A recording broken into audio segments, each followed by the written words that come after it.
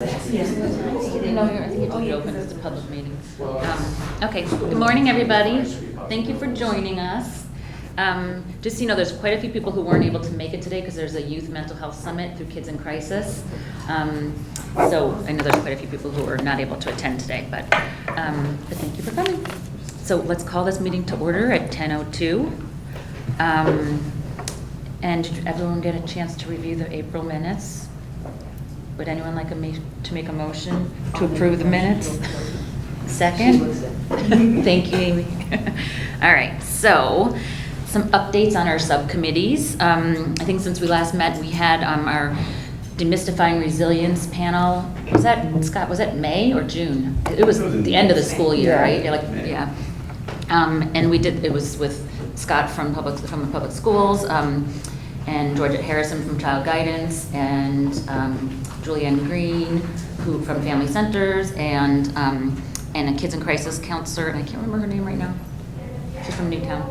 Sorry, but anyway, the recording is on the town website for families or community members who'd like to watch it under the Mental Health Resources tab. And then we have a mental health first aid training. Paula Sutliff and I are offering it again next week. And it's on August 1st and 3rd from 8:30 to 1. There's still spots, but it's a bad time of year to do it, of course. But we have 10 people coming. We do have, we had a coach come to the last one, the girls' tennis coach, and now we have one of the football coaches coming. So it's great, and I think, that we'll offer more of them in the future, of course, but we had to fit this August one in. Yeah, I mentioned in our department head meeting last week that I think it's a really good opportunity for, you have to be 18 and over to take this class, but it's a really good opportunity for kids that may be launching off to college while they're still home. So if you can kind of promote that in whatever circles that you're at, it's a really good program for those freshmen or sophomores that are headed out to school to have these resources if they may face a crisis with themselves or peer or school. So. Yeah. No, absolutely. And I know some colleges do offer it, the trainings on campus. I don't know how many or how. I don't know if the school can somehow, Darien School can somehow push that information out. Like, I'm going to ask Marley to kind of promote that and really narrow in on sort of that 18 and over young adult to sort of do it. But if the school can push some of that information out in the next week or so to get that sign up, that would be great too. And I think that Alicia Dad, who couldn't be here because she's at the summit, she said she sent it out to the staff and the coaches and all of that. So, but we'll have more going on in the future, but that is coming up. And then in terms of future planning, the Out of Darkness walk in Westport will be, the AFSP walk will be on October 21st. More information to come, but remember last year we had a huge turnout from Darien, and I know Wave Strong from the school, not the school, but from the, I guess it is the school community, members of the Wave Strong are still going strong themselves, and I'm sure we'll have a team and a good presence, so hopefully we'll... Holly, was there a bus from like the high school or something so that kids that wanted to go whose parents didn't go could get there? Nope, they all managed to get there. Okay. Yeah, there were tons of kids. It was really awesome. That is good. And I think this year, there's a good thought. Maybe just make it easier. Especially for the younger kids who don't drive. Yeah. And this year I think they're moving it to Sherwood Island. Last year it was in downtown Westport, which I thought was pretty nice, but am I right, Susanna? You might know. Yeah, this is in Sherwood. So yeah, this year Sherwood. This year. We're happy about it. Yeah, better. usually... Westport the last 3 years. Historically, Yeah, it was pre-COVID at Sherwood Island, and then they switched it during COVID some point, and now it's going back, which the space is much nicer. In the winter. Yeah. So mark your calendars for that, please. And then I don't know the day. We're going to do Survivors Day. Last year was the first year that we did it. It's usually right before Thanksgiving in November. We did that at Norotan Presbyterian Church. I'm going to ask them, I haven't asked them yet, but if we can again use their facilities, which are so beautiful, and it was such a pleasant atmosphere. And last year we had, I think, about like 13 people who lost someone to suicide who were there, and it was really successful. It was really amazing. They made really great connections. People were exchanging numbers at the end, and it was really powerful. It was. And we were one of the only 2 spots in Connecticut that hosted an event. We were the only one down in Fairfield County. Yep. So we had people even from New Haven. So we will do that again. Look forward to that. Now, one new initiative, and Amy, I might tag you on this, is, we mentioned it at the last meeting, but there's something called Hope Day, which I think they just go in Stanford too, but it was the one that we knew about, that you attended, Amy, right, was in Greenwich? Yeah. And do you know about this one, Alicia, too? It's with the Yellow Tulip Project. Yes. So we had a subgroup meeting, and we're aiming for November 5th, which is a Sunday, from 1 till 4. And Scott and Shirley, we did reach out to the schools too, to Kate DeMalas, because I know she was key in organizing the AFSP walk at the high school, and to Ashley, the new teen talk counselor, and someone else, I can't remember. Sorry, whoever I'm forgetting. Anyway, so Amy has willingly offered to be the key person for this. Do you want to tell a little more about it, since you were at the Greenwich? Sure. So basically, families are invited to get more information about mental health. So all of the organizations that provide youth mental health services are represented. What they did in Greenwich was that each organization did like an action station. So it would be, potting a flower, or doing a food demonstration, or so there was activities at each of the tables for the organizations that were represented. And then there's also like an entertainment component where the school chorus is invited, or different performers, because they also bring their families and grandparents and that sort of stuff. So in Greenwich, there were probably, over the course of a couple of hours, maybe 200 to 300 to 400 people that attended, but it was really just a nice community building.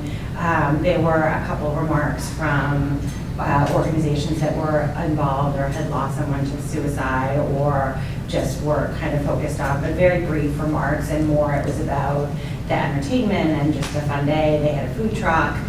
So the idea is to have kind of a community gathering for people to find resources, but also to unite around mental health initiatives. And that Yellow Tulip Project was part of it, and so it's branded. This is something that they do nationwide with these Hope Days. Where is it going to be? Yeah. At the depot. Thinking in the depot, hoping for good weather, but also maybe some tents. So That's great. Yeah, so it'll be a Sunday from 1 to 4, and then we figured once school's back in session, we'll have another meeting, because, it was Alicia, of course it was, who was the person that I emailed. Just so that we can then see about getting the different chorus groups and different, schools involved and whatnot, so. I wonder if we can piggyback that with the survivors thing in the morning. Well, and Amy is at it too, but to be honest. It's too much work? It's too much, well, yeah, because Cynthia and I were at the Survivors Day from like 8 in the morning until everyone left around 2, and in the. Okay. Yeah, it's a lot. It's not gonna be feasible. And plus, the Survivors Day is getting close to Thanksgiving, so it's usually like the week right before Thanksgiving. Mhm. So, yeah, we won't be able to pull it off. Pull it off, okay. But yeah, that was Amy's suggestion too, and I was like, I don't think I can do it, but anyway. And plus it's emotional. Well, yeah, It's yeah, the Survivors Day is. It is emotional. It's intense, even if you're not personally affected. I mean, it's, yeah, it's Yeah, a you lot. have to recover. Yes.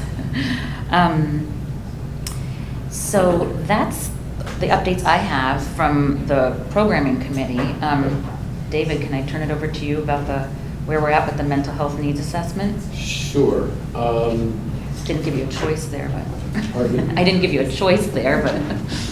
Well, I could have declined, I Okay. suppose, but no, good news is that we have money left over from a state grant fund that was initially allocated for COVID response to fund the clinics and so on. And so we were able to repurpose that funding and got approval from the state health department to use it in a comprehensive health needs assessment for the community. And a central component of that, because it was COVID money and it still has to be COVID related, would be to kind of do a mental health needs assessment of the impact of COVID on the community and try to assess that. So it's a little different twist on the community health needs assessment. It's not just a mental health assessment, but it's comprehensive. But mental health is going to be a significant component So please expect to be hearing from our consultant. Our first meeting is today, later today. So we're going to be setting up our schedule. This has to be done by March because they take the money away in March. So it's going to be pretty fast track, but I expect, I'm pretty excited to be moving forward with this. In the past, the mental health wasn't a large component, I'm sorry? right? In the past, previous, Mental health was a very small component of these things. You're really looking at data, health data, and chronic disease, and, people's satisfaction in the community, which is, in fact, mental health. But we're going to take it up a few notches here. Great. And really try to kind of dovetail with what we're doing in this group and have that be a major part. And they're tailoring the survey? Yeah, and if you'd like to participate in that, anybody who'd like to participate in this, please let me know. Because, as I said, today's our initial kickoff meeting where we're going to try to set up, figure out who's going to be the important players. I don't want too many people because obviously it gets a little bit more difficult to make progress, but we certainly could use input. thank you. So you're in the very infant stage, you don't know how we're going to distribute it, or? Right. Okay, Today's the first one. okay. That's not, is it going to be 79 going to take, what, is TV 79 going to be? Oh, no, recording that one? this is No, just private. our initial Okay. kickoff, just kind of, Yeah, here's how we're going to go about doing it. We could probably do that later, Yeah. but I don't think that's the type of meeting necessarily that would be public. Not yet. yeah. There's a cost associated with it yet? A cost? Do we know how much? Oh, yeah, we have Okay. budget, and it's all grant. It's Okay. covered totally by the By the grant. It's going to come in under the amount of money that I Okay. still have left. So, Okay. yeah, we priced it out, we've got a couple quotes, and these folks, they're doing a needs assessment right now in Wilton. So, having them Okay. there, doing some work nearby.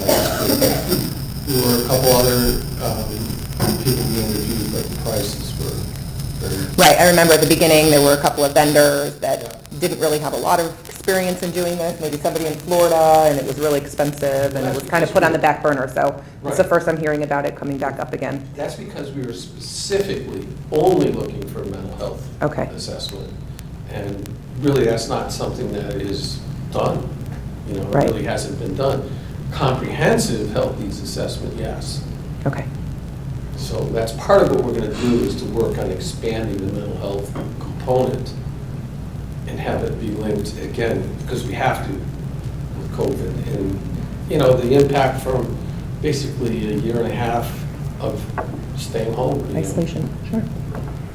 We'll see. Good. Well, this is great, I'm looking forward to this, this Yeah, is me too. Yeah. Thanks. A exciting. long time in the coming. Yes. We got it going.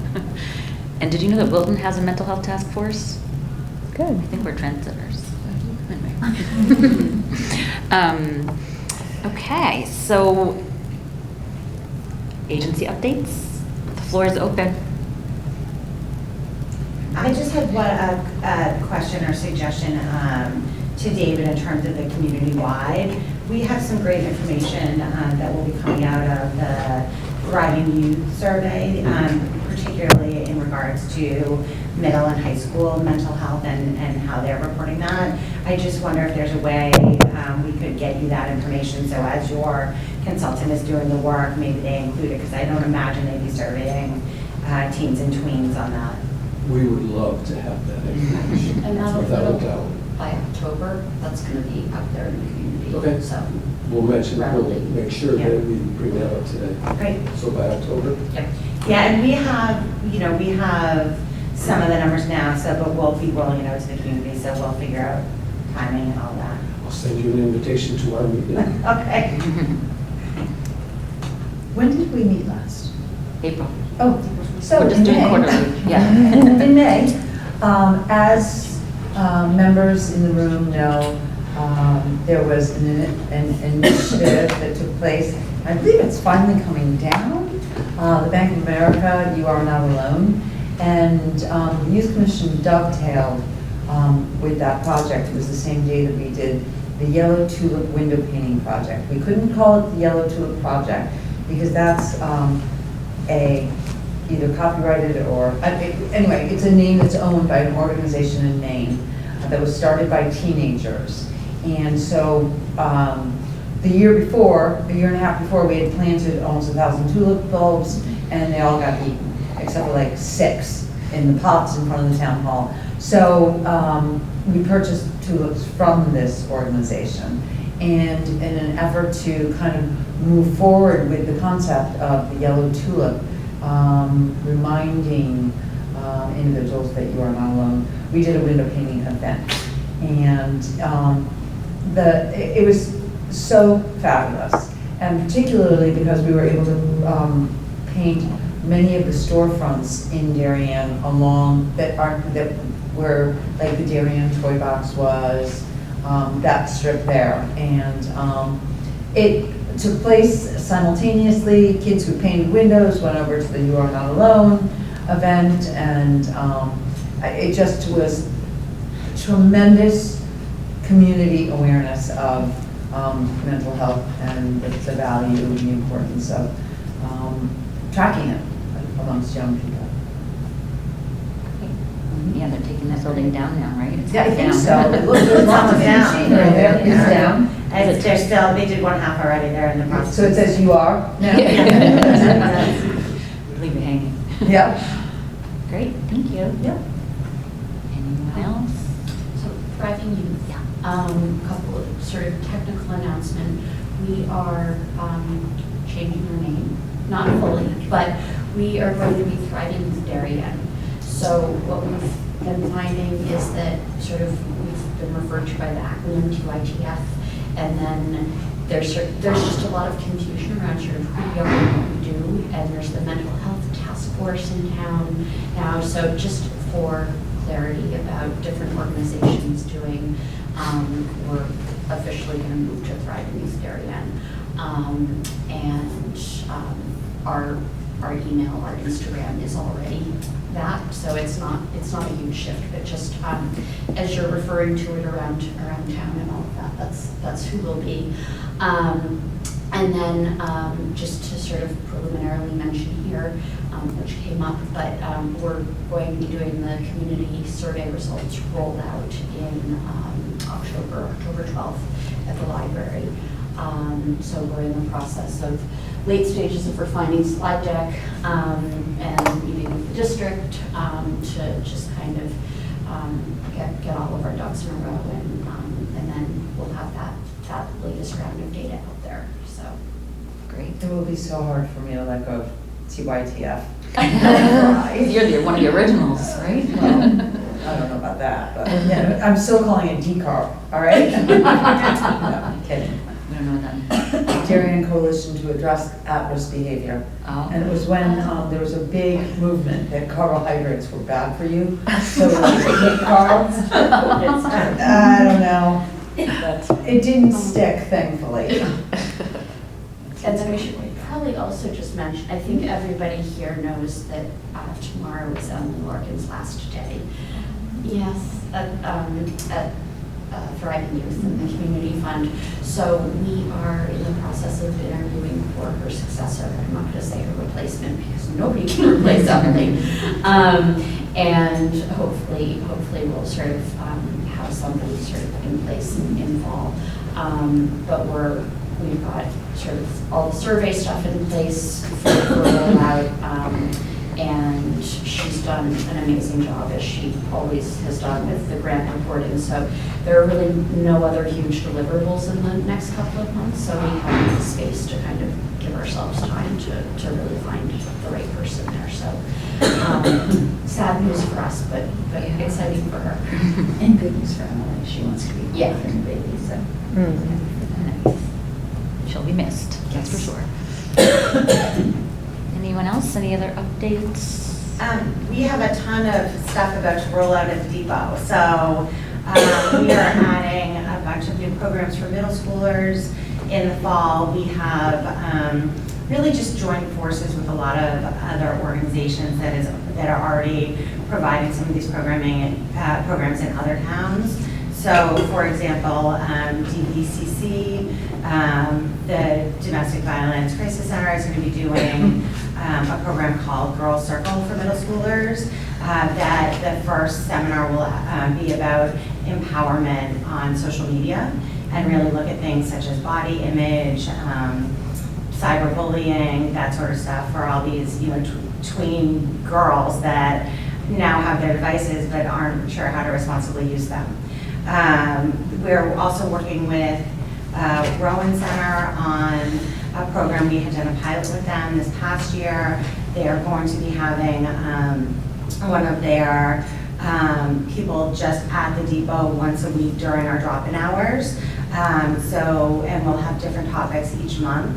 And it's called Rowan Roundtable. And so there'll just be someone there. So if, the topic of the month is navigating difficult friendships, a kid can just come to our Thursday drop-in program, and if they want to participate, great, but if not, they don't have to. So really a bit more informal than that one-on-one that was set up that was a great first step, but really, the kids want something a little less formal. Yeah. Kids in Crisis is going to be bringing their Lighthouse program to the depot. This is a program that is peer-to-peer, LGBTQ plus and ally mentorship. So they'll have a group leader, but the kids meet up in an informal way. There's no registration. There are kids that will be from Darien, but it's also open to kids from other towns, unlike most of our programs, because a lot of times they don't want to go to this program in their hometown. They want to kind of go somewhere else in the area. But we're excited to have this avenue for our LGBTQ population to have a space that's just for them. We are also working with Child Guidance Center. They're going to be doing some training for our team about really just about how we can be more inclusive and gender inclusive in our space, and how we talk to the kids, how we address them, how we work with their preferred pronouns, that sort of stuff. So just a bit of an education. We'll be doing something with the Thriving Youth Darien on a monthly pilot program for the first couple months of school, where we're going to have an open teen night, so that high schoolers in Darien, they don't have to be at Darien High School, private schools as well, come, and there's food trucks and entertainment and that sort of stuff. Just really looking for that ability for them to connect in a substance-free space. So, and then one of the other things we're excited about is Maritime Rowing Club is going to be doing a program with us called Mind and Body Rowing, where they bring in like 12 erg machines. So for us, it's not about fitness. That's not what we do. We're about positive youth development. But it's been shown that, crew is one of those sports that if you're not a Darien lacrosse kid and you feel like you don't have a thing, oftentimes it's an opportunity for them to kind of find other avenues. So they'll do things like nutrition and mindfulness and yoga, a little stretching at the beginning. So we're going to do a pilot program with them. So we're really excited. There's a lot going on. A lot of new faces coming in. Emily Larkin is actually going to be leading our Empower group, which is our girls peer-to-peer mentoring. Gary Morello, who is the pastor at Norotan Pres, and I call him like the teen boy whisperer, is going to be doing our program, mentoring our SLOD program. We have a new program director named James Lucchese, who was a teacher, a coach, used to run Wilton Summer Park and Run program. He is young and energetic, and the kids seem to really relate to him, and so he'll be overseeing all of our programming. So we're really excited about the year ahead. And our registration goes online next week, so we're going to start signing people up. As for all these programs, are you paying for? Yeah, so there's a nominal fee, but we're actually working with Ally on a code so that any family in town that wants to attend for free will have that code. They won't have to come to us and ask for a scholarship. We want them to be able to do it seamlessly, so they will just sign up and have access. Yeah, and that's new, and we're gonna be doing that, so when we have our back-to-school program in August, we're gonna let all of our clients know that this is available, and they can just reach out to us, and it's all anonymous, so. Yeah, it's and the wonderful that fees we are can- pretty nominal. I mean, I think about what I pay a high school kid to goalie coach my daughter for an hour, it's over $100. So it's $75 for the semester for the middle school clubs, and then the high school for middle school programs and the high school clubs are $150 for the year. And does that mean that they can go to any club? So that's the membership for the year to the Depot, and that makes. No, they're signing up for the one. Okay. So, yeah. So each club has this fee. So that would be good for our clients, because it does add up if you're on a fixed budget. Great, thank you. Amy, thank you for all your work you're doing there. I mean, it's just been fantastic to watch this vision that you've had. We're getting there. Yeah, you're doing great. Crawl, walk, run. Awesome. And Amy is always, that smile, always. No matter what's going on behind her eyes, she's delivering it with a smile. You guys are embarrassing. It's being recorded. Great, thank you. Anyone else? Updates? So not specific to the Y at all, but Hayden Thorson's parents, Hayden was an active member of the Y and very involved in the Y, and they have become involved in the Y also.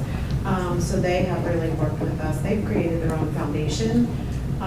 It's called HT40, that was Hayden's number. But they've created an initiative called Shoulder Check. It's all about acts of kindness, right? Like before a game, before an event, before anything, to kind of just put your hand on somebody's shoulder. They don't want to get into the mental health counseling space. They want to get into the kindness. They are kicking off this initiative at a hockey game in Stamford at next Thursday, August 3rd, at Terry Connor's rink. They have some NHL players coming to it, and so they wanted to stay focused in Darien initially, but they'd like to, this is something that can be replicated anywhere, whether it's in the hockey world. They have a lot of connections into the hockey world and the NHL players. Both the parents have been in marketing and advertising. And so I know tickets are available. They're asking for a suggested donation of $100 for tickets, but that's next Thursday, so just kind of putting that out there. Great. Yeah, Do you- they've been- Wonderful. Do you have any way that we can get those tickets? Like, do you know what the link is or what Yeah, their I website should- is? Shouldercheck.com. I think it- Shouldercheck.com? Yeah. If you Google shoulder check Stanford, it came up. That's wonderful. That's a great idea. I love it. It's a good community to go for Yeah, too. it says shoulder check on the front. Yeah, I mean, we went on, there's a link, I can get it to Ally. Yeah, and I can You send it out. to And I think I her. saw Wave Strong advertising it too. Yeah, On yeah, we Facebook or advertised something. it to our Thank you. members. Yeah, so, they've been fantastic. Mhm. That's great. Anyone else? I'll share quickly. At Family Centers, we've had a transition as well coming from Family Centers to her team. Julianne Green, our former director of grief and trauma, has gone into private practice. So she's still serving, people in our county in the grief and bereavement space, but no longer at Family Center. So if you work with her or need anything in that capacity, my name is Lane. I'm with the Den for Grieving, which is part of Family Centers, and we can pick up wherever you may or may not have left off. She tied everything up very neatly with a bow. If anything comes up that you would have called Julianne, please, Ali has my contact, I'll give a listserv, and we can be in touch. Great. Well, thank you. You're welcome. Anyone else? Anything from the schools? I know I did speak with Ashley Lopez, your new Teen Talk counselor, and she seems wonderful. Yes, we're very excited. And it's quiet in summer, so Yeah. it's been quiet. Yes. You're coming up for air. Families' notifications. And as you said, Alicia's over at Teen Talk today, Right. but I think she'll be giving us an update in the fall also. Today is going to also, to note, maybe Alicia would like to be involved in that also. In which The survey? For the survey. Yeah. Oh, So we I just think she need is to- on that, isn't she, David? Isn't she on your? I reached out to her. You reach out to her, okay. Okay, so we'll follow up on that. And we're looking forward to, she's also doing interest in the Teen Talk for middle sex. Right, So she'll be looking at that as well. that's great. We have, I think we're all staffed. Nice. So we'll continue having Elisa, that and on site is extraordinary. She was a DBT trainer and exercise we went into. So we'll have resources for all of our psychologists and social workers, some of our designated teachers, so we'll have ongoing training. Looking forward to it. And we're going to offer some training for our administrative staff as well. Wonderful. In the notion of that we want all stakeholders to have that well-being and mindfulness, so she'll be working with all of us. We started during our admin retreat, so we are looking forward to her participation on the levels of our staff and the community. Wonderful. You might on that too, where we are in the process of screening applicants for the Wellness Center coordinator position, which we're very excited about.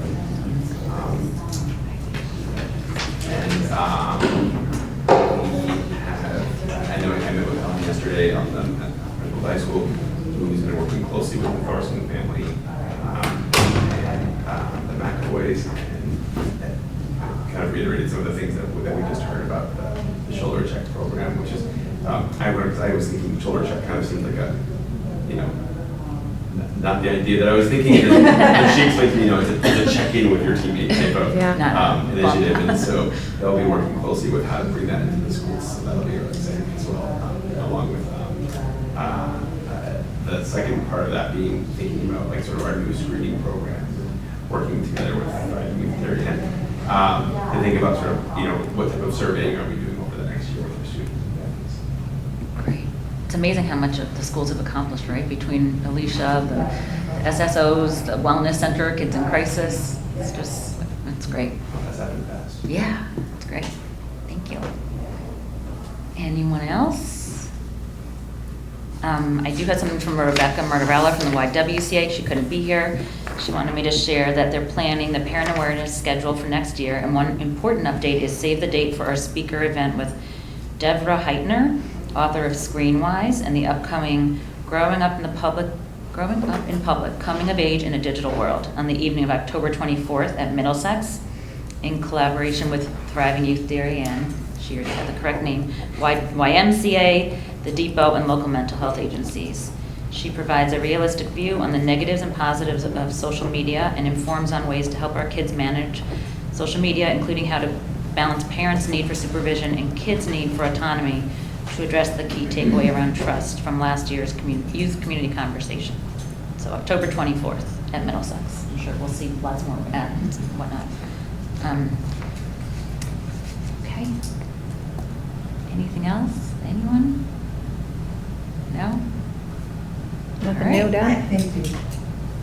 I have this thought about kind of mental health and community, and I really feel like, and it might be too late now, but I don't think it is, how can we do a homecoming bonfire at Weed Beach for the community? It's coming, I mean, it's the end of October, it's homecoming weekend. I don't know if there's the appetite, but it just feels like, I know, you know, Darien High School Parent Association put on the Battle of the Bands last year, which I think was a great first step, but is there some kind of community building thing that the Mental Health Task Force could be part of, where we actually like do a homecoming event that's for the kids, but really also for the community? And I think it would almost follow the template of that like Lobsters for Ladders event, where you have the tent, where you use the beach and bonfire, where there's maybe, you know, a nominal fee, or maybe we use some of the mental health ARPA funds to do some of it. I don't know, but I don't know what everyone's thoughts are, but it feels like it's been hard to get momentum just from the high schoolers and just from the DHSPA around something. And I really feel like homecoming is not just a high school event, it's a community building event. And I just wonder if there's any appetite to try to explore that. We can share that with Ellen and the high school community. I Okay. don't know the answer to that, but we can certainly share that. Okay. Don, has there ever been a fire at Weed It's like Beach? It's kind of like multiple organizations community that bonfire. all help with it, so it's not like here, high school, you guys do this, but is it a community thing? I don't know. Bonfires that we've had It feels like at we the should high have school something. in the courtyard. Traditions, you know? And again, I don't know the answer, but I'll be glad to, Scott, I'll share that with Ellen. Thank you. What were you saying, Don? Did you want to say Yeah, I something? Oh. I just asked him if Question about- they've ever done a bonfire at Weed Beach, and he said no, but they've done them at the high school. Long time ago? No, not that long ago, No? in the courtyard, Okay. you know. I think before COVID. that was- Before COVID, yeah. That was a tradition. Every- And they also used to do it before the new high school. That was what they used to do. On Friday night, there was a bonfire down in the lower parking lot. Yeah. And then Saturday night was the dance. Friday night, what happened one year is there was a drought. And Oof. they were unable to do the bonfire, so the depot took over and sponsored BWP Best of the Best. And what that was friendly competition. Well, it started as friendly competition of silly games between varsity teams. And over the years, it wasn't as friendly as it originally was intended to be. And so coaches disallowed their team members from participating. But, you know, years ago, bonfire was just something that took place on Friday night, Before homecoming. for Friday night of homecoming. Do they even have a dance anymore for homecoming dance? They have Battle of the Band, which is Right. what the students themselves came up with, and it was actually very well received, so I believe they're doing it again. And, you know, events at the high school aren't run by the DHSPA, they just, you know, support them. So like the HPSPA bought the candy and it helped set up the gym, but really the kids did all the work to bring the Battle of the Bands together. So is there like one of the kid groups at school that organizes it? Is it Student student council. government or, okay. Do we know what date homecoming is at this point?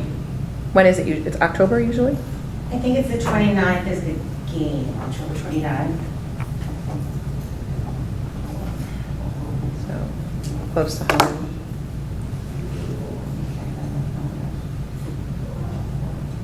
Yeah, I think it's the Greenwich game. That would be October 27th, it's Friday night.